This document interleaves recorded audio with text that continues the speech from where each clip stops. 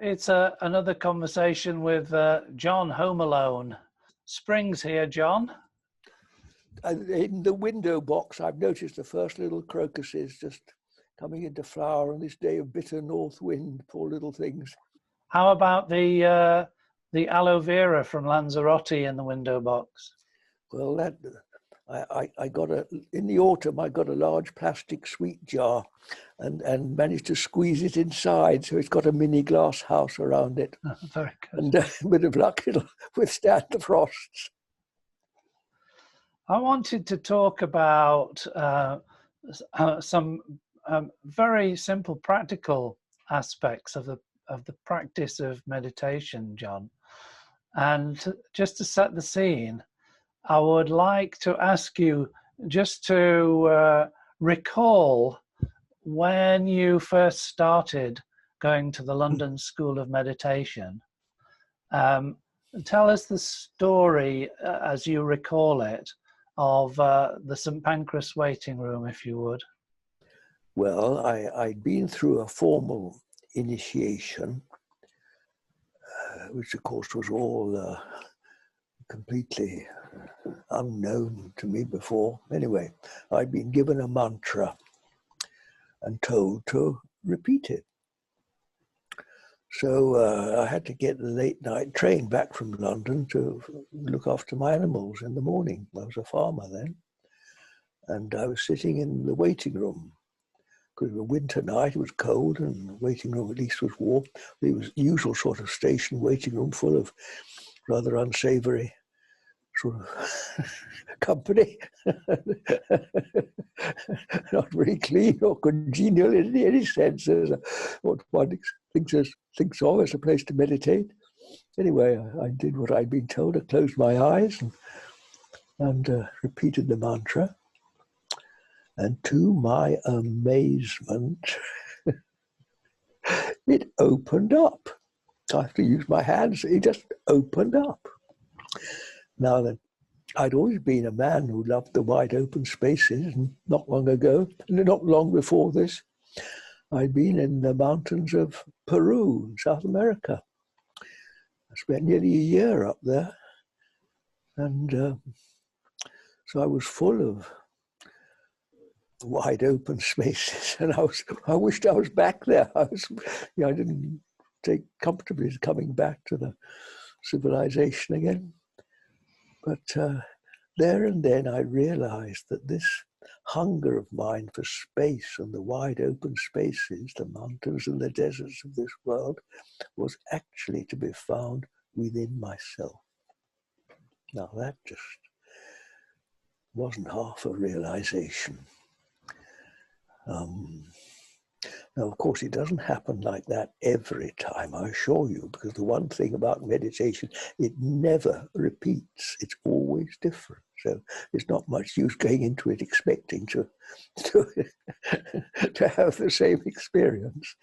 But in many different ways, that expansion into the infinite has been going on ever since. And that's the only reason that I am able to sit in front of this computer and talk to you as I do. Might you call it your Damascus Road experience, John? No, not quite. I don't think I've ever had a Damascus Road experience like that described in the Bible.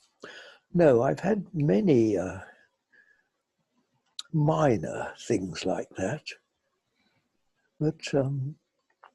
But basically my spiritual path has been one of daily practice ever since. Daily plod, I like to call it. Just patient practice, day after day, year after year. I've hardly missed twice a day since that day as a young man of 26 when I was first taught the practice. It's clearly memorable and incontrovertible.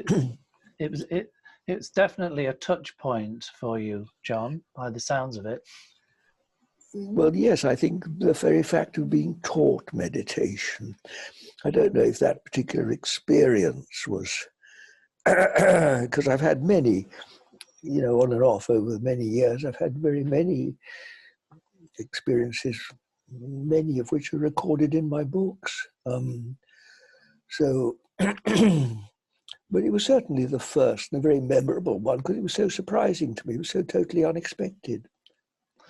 Can you just? I know I've asked you about this before, and clearly not got a satisfactory answer. Otherwise, I wouldn't be asking you again. All you can say is it just opened up. Yes, I know you tried to pin me down on this before. Oh yes. Well, I'm trying to remember back on how long ago, 60 years or more. And of course, memory gets a bit muddled. I'm not sure that I can really explain much about it. That you know, look, beyond this computer screen where I'm sitting now, there's a window, and about halfway up the window, there's the hillside opposite, the dark winter wood, and then we come to the sky, and the sky is on this today is sort of light cloud, greyish bit of blue. Well, that's what I mean by opening up. From looking at the computer screen, I raise my eyes, I look out of the window, and the scene opens up, doesn't it? Eyes open or eyes closed, John, in the waiting room, as far as you can remember? Oh, that was eyes closed. But of course, that's the great discovery in meditation, is that you realize that you discover things within yourself. Well, in this case, I'm talking about space, aren't I? Well, there is one sort of space, the sky, and you know, we're told it goes on and on forever. Well, within yourself, you discover an even,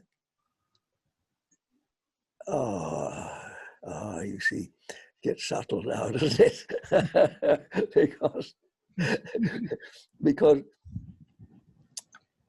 although to a certain point in meditation, it's something that you can describe, then you come on to what you most definitely cannot describe. You go beyond description. But nevertheless,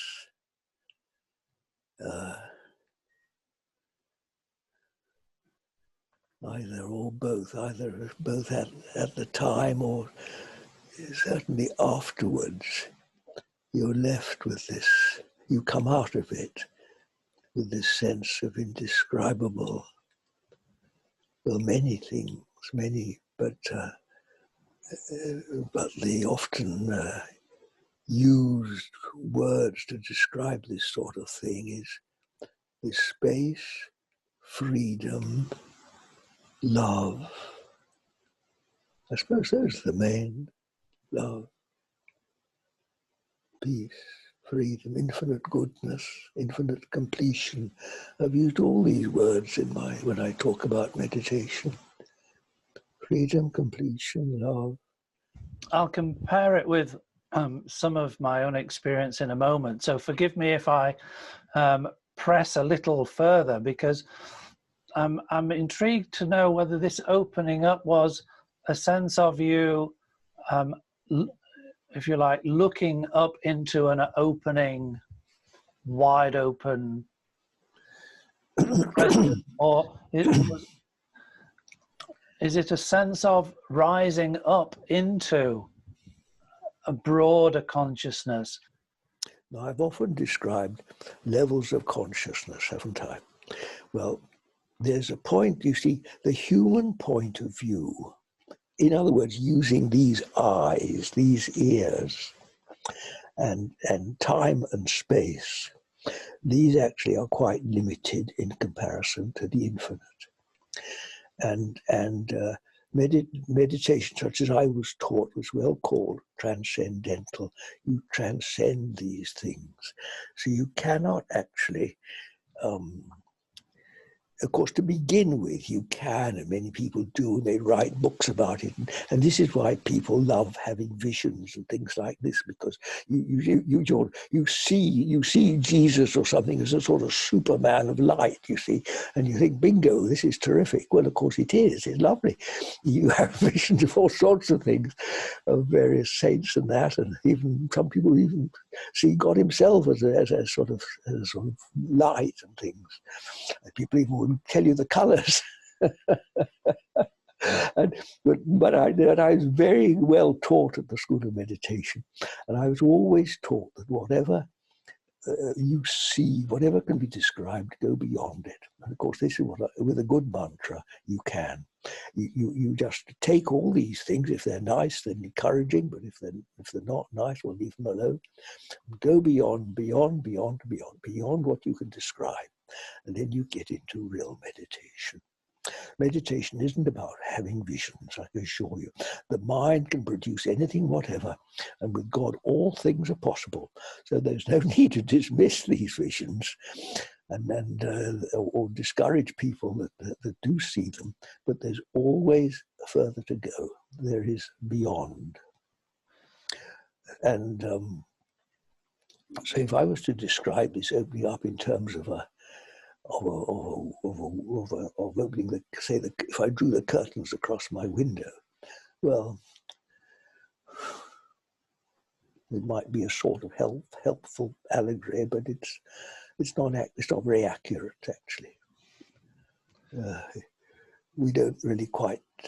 You see, we can't know what happens in meditation really, because see, knowledge is knowledge. Human knowledge is always like that. It's a box. We go beyond knowledge into what's real meditation, and that's what's called spirit, which you can't describe.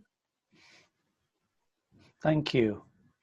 In your poem, which is very popular, which people can receive a copy of actually from the website if they give us their details. We'll send them a copy of your poem called Clouds, and you use the analogy of going up in an aeroplane above the clouds.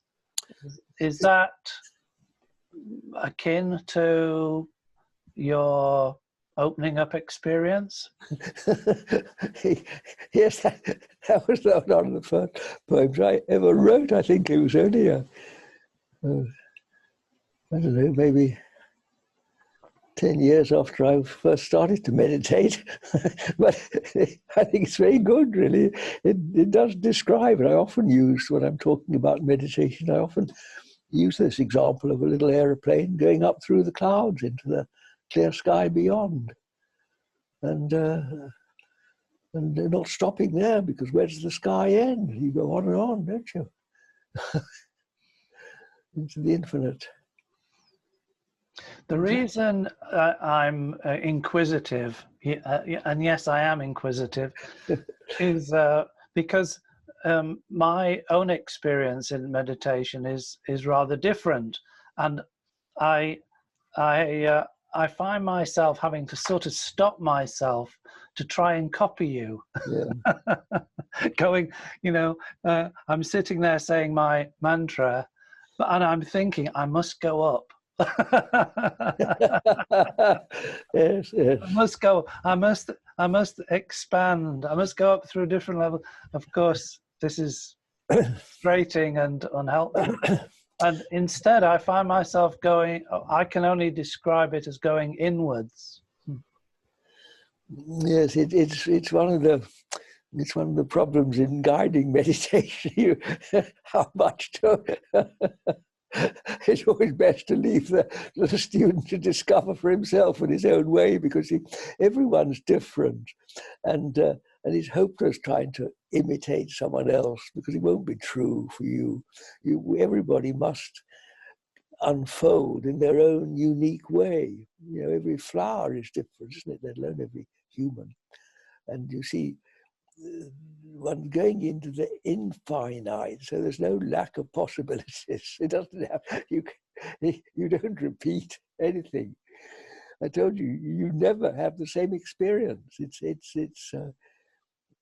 you know, it's reflected in nature, where every grain of sand is different, isn't it? Every flower is different. Every personality is different. It's only we humans that are sort of conditioned into this repetitive mindset. You know, strangely enough, human manufacture does its best to produce a whole lot of spoons or something, all identical. This is purely a human feature, the feature of humanity. Nature never repeats itself. You've never seen two trees the same or two sunsets the same, have you? It just doesn't work that way. So, yes, in some ways, the less you know about meditation, the better. You just you're given a mantra and repeat it and see what happens. With no expectations. One of your golden rules. Don't look for results, exactly. But it's not my rule. I repeat it because that's the way I was taught. Don't look for results. It's most important. Because if you do, all you'll do is just repeat something. You know, if you've had a nice vision, yes, you can probably recreate it and spend years just happily in some sort of little sort of comfortable spiritual cocoon like that and think you're in heaven, but of course you're not. You've only to scratch the surface of it. The potential is infinite.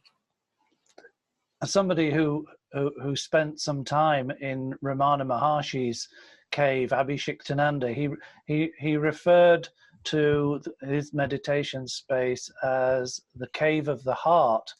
There is a sense of that for me, but it's almost womb-like. So it's a sort of, in a way, it can become too prescriptive or closeted. I wouldn't say it's too womb-like, Phil. It's our worldly experience is often sort of considered a reflection. You see,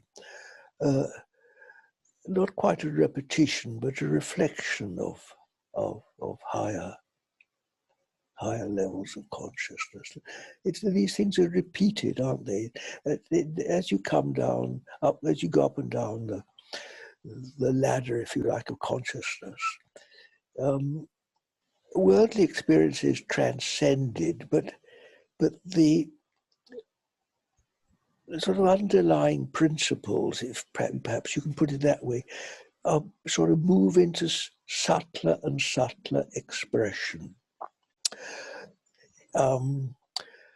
Let's take the word love. Now, this is used, you know, right the way through spiritual experience, isn't it? From the most primitive physical expressions of love up to the highest. God himself is described as love. So it's all love, but it manifests at different levels.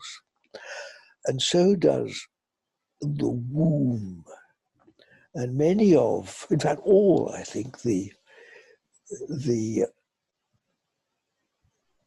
gestures that we associate with love, physical, mental, all the various levels of love, are repeated, you see. And so that sense of comfort, of warmth, of comfort, of safety that we associate then first with the womb and then being held in somebody's arms. There's an expression, isn't there? Wrapped in love, you know, like a child in its mother's arms, you know. All this is analogous to ever higher levels of love, the love of God, which actually enfolds us in exactly the same way as a lover's arms may enfold us, but physically, but spiritually unmanifest, invisible, not actually felt in physical terms, in the same way as we might experience this in human terms. So I've never been shy at all of using whatever experience we've been lucky enough to receive of human love as a sort of mantra to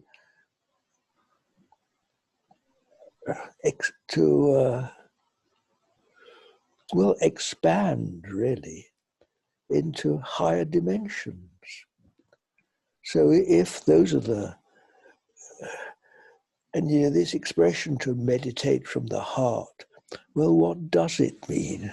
I remember when I was first introduced that, going through all sorts of contortions in my mind, trying to sort of push the mantra into where I thought my heart was, all sorts of silly things people do. And I know through much experience with other people, the sort of muddles people do, like when we try to dance, you often end up falling over your feet, don't you? Because you're trying so hard to do it right. You make a fool of yourself. Then one day you just forget and you just happen to find you can do it naturally. Well, that's how it is with meditating with the heart. It's not really something you can manipulate. And much depends on your own sort of emotional makeup. For some it's easy as pie, and others struggle with it. But basically it's just a matter of waiting. Some people it takes years and years before so suddenly it comes, and then it's just easy. I suppose I can sort of, as I look out of the window at the sky, some people's mind just sort of can't stop analyzing what they see. They have to give a name to the sort of cloud formation it is, and then sort of think of how far it is to the moon or something, or their mind thinks in terms of human analysis and what they're looking at. Or an artist might sort of think of the pictures and want to sort of condense it into a picture of some sort.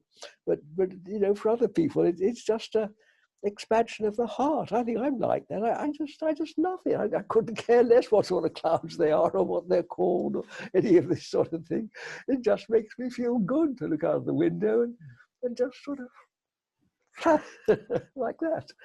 And I suppose that's how, same with meditation. Some people just sort of love that sense of expansion, but a lot of people are frightened by it. They think, oh God, I'm losing my little cozy little world. What on earth's up there? What am I? They get all sort of nervous and frightened by it. Well, they just got to take time and get accustomed to it bit by bit. But not everybody loves to be free. I think of the example of a caged bird. A parrot or something that sat for many years in a cage. If you open the door, will it immediately fly out? People, they won't know what to do, will they? Well, another very vivid example to me as a farmer was the cattle shut up through the long winter, and then in the spring when the grass starts growing, you open the gate. Open the gate of the yard and say, go on, off you go. You can go out in the field now. They won't go. Turn back to their dry hay. Then one bolder than the rest will sniff the warm spring air and, put a foot forward and then draw it back again. I didn't know that, John. I would have thought they would have been out there like a shot after being stuck indoors. No. And you see, we humans are exactly the same, If you open the gate to freedom, who'll go? No, people will turn back to their habits again. People are really frightened about being free. You've got to be brave, in this work. You've got to be prepared to jump off the precipice. There you are. Who's prepared to jump off the precipice into the ocean of love? Of course, you can never believe it, can you? You're going to be dashed to death. You need courage to be a spiritual explorer, just like you need to be an explorer in this world. Dare to be brave, my friends. I remember you... Dare to be free. Sorry, I got it wrong. Dare to be free. You sometimes encourage people who are trepidatious or struggling with their meditation practice. You say simply focus on something you love. Yes, well, that of course is a very comfortable and a nice way to do it, and of course that of course connects with the heart. If yes, focus on something you love, and it's very effective. Yeah, take your lover with you. Soar to the skies. Be poetic about it. Take your love to the stars. It sounds as though that's one you're familiar with, John. Yes, I'm very familiar with that. When love goes wrong on earth, never mind, my friends, take it to the stars. It's much safer up there. They won't say no. That's the trouble with love on this world, isn't it? Yes today and no tomorrow. Spiritual love's not like that. Spiritual love all the time, always present. You've just finished editing a book on spiritual love. I think so, John. Yes. 35 or more years ago, I had a big love experience, a great love experience, the greatest, I think, of my life. And well, we don't correspond much now, but we did have corresponded on and off ever since. And so there was a huge stack of letters. Strangely enough, I had, at a time of despair, I'd burnt all her letters to me. But to my amazement, she kept them. Well, she'd kept mine. And when she told me this quite recently, we both thought, because it's such a story of exactly what I'm talking about, really, of how the failure of worldly love can be transcended into I won't use the success, into the infallibility of spiritual love, and the total, the unfulfillment of what just didn't work out in this life, is supremely fulfilled in spirit. That is the great realization of what can happen. And of course, not only in love, but in all worldly disappointment, you see, all loss, all death itself, you see, is transcended in spirit. This is really what it's all about, isn't it? Heaven, what is heaven? Heaven is there's no more failure. Every, as the Bible says, every tear is wiped dry. Home. So ultimately, really, the practice of meditation is better and better, year by year. Of course, we get. You don't get disappointments, but you get long periods when nothing much seems to happen, and you just sort of, what's it for, even? But that's why you've got to keep going. It's absolutely. I know some people seem to have an instant realization and a sort of, what you say, call it a Damascus experience, but I don't think, I personally have never ever met anybody. Well, I think I did once, sort of, but I'm not sure that it was entirely. Well, I don't know. I don't really know enough about it, but maybe. But for the vast majority of people, it's a matter of daily practice, yearly practice, for the rest until your dying day. I still practice now. there's no breasting the tape at the end of the meditation. Well, one may be deceived, you see, into we get some impressive insight or something happens, but of course, I don't say you sort of slip back again, but these things are never repeated. You get infinite variations of encouragement. Yes, that puts it quite well. Yeah, infinite variations of encouragement. So you just keep going. I hope this is not a facile question, John, but it does come to mind. Why is it not the case that having, shall we say, tasted something of the freedom, that we can shed or drop off the practice of meditation? a bit like the first stage of a booster rocket, perhaps.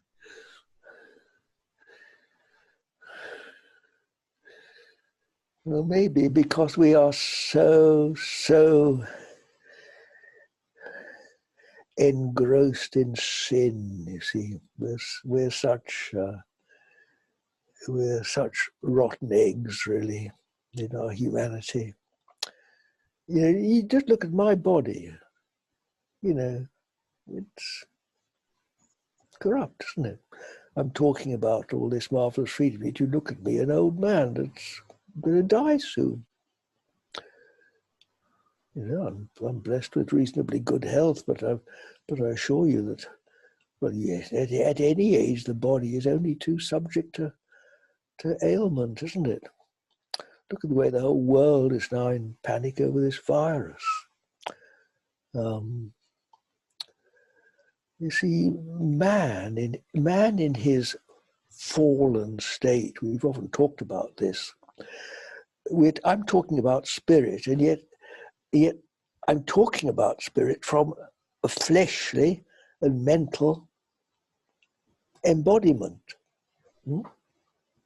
Now, my mental apparatus, I'm becoming more forgetful by the day these days. Old age, they call it. And the body, well, is only too obviously failing. So this is the human condition, isn't it? And this, of course, pulls back. You can't just leave it behind and sail off.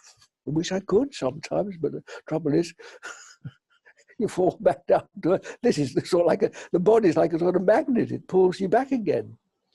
This is what we call worldly conditioning. And we all know, we've all got it. And, you know, we pick up through life ideas, a lot of things very fashionable now to blame everything on our parents, isn't it? and all the various people that have come into our lives, which seem to sort of leave a legacy of problems and hang-ups and things for better and worse. Well, you can't just get rid of it. No matter how many psychologists you go to, you open, you know, very often you're just out of the frying pan into the fire, aren't you? You find these layers and layers and layers of mental conditioning that seem as infinite as the sky itself. So we can't get rid of this thing. All you can really do is open up, like looking out of the window, open up another dimension, and then gradually the natural preference for what is better, it sort of swings the balance. And then you get more and more of the freedom, and that sort of counteracts, and then the bondage in comparison seems less. What really happens is that the attachment to the bondage, see, this is what holds us back. It isn't so much you can walk along a dirty street and be in heaven, can't you? But if you walk along a dirty street and get negative about it and say, oh, look at all this terrible mess that the world's made of it, and then, of course, you're attached to it and you're in that condition. It all depends what you're holding on to. If you hold on to your negative emotions, then you'll carry them around with you like a sack on your back. If you just let them go, you can let them go. Yes, this is the, as I've often demonstrated. Look, if I'm holding on to you know, people get very hung up on social issues, don't they? And the government and politics and these sort of things, and they get very strong ideas about it. They hang on to it like grim death, don't they? Carry it with them through life, try to force it onto other people. Well, the work of meditation is to let go. That's freedom. You never get freedom by substituting one this for another. People always do this. This is the world. The world's always trying to substitute X for Y and thinking it'll be better. Of course it won't. You're just held in the same sort of trap. This is freedom, to let go. And then you don't worry about all these different situations. There's another higher dimension. This is called the third point. Finally, John, is there a paradox here that the very seeking of, let's call it self-realization, is the biggest obstacle because it's a little me who wants to get it? Well, again, this is a very common one, Phil. Yes, exactly. Yes, it's not always helpful to read too many books because exactly you form some idea, self-realization, whatever that means. I don't know what it means. I never have understood it really. It's just a word that's shopped around. I think the less of these spiritual words you have, the better. Really, I think one of the bugbears of all spiritual work is words. Look how confused religion gets once you start putting words onto things. Words and names, and then other people have other words and names, and they all get at each other's throats, saying who's right and who's wrong. Let them all go, my dear, into the nameless and the formless. And then you're likely, then you probably will find you're free. Leave your books behind, even my books. Yes. God bless you all. I hope it's been helpful to you. See you on another day. Bye-bye.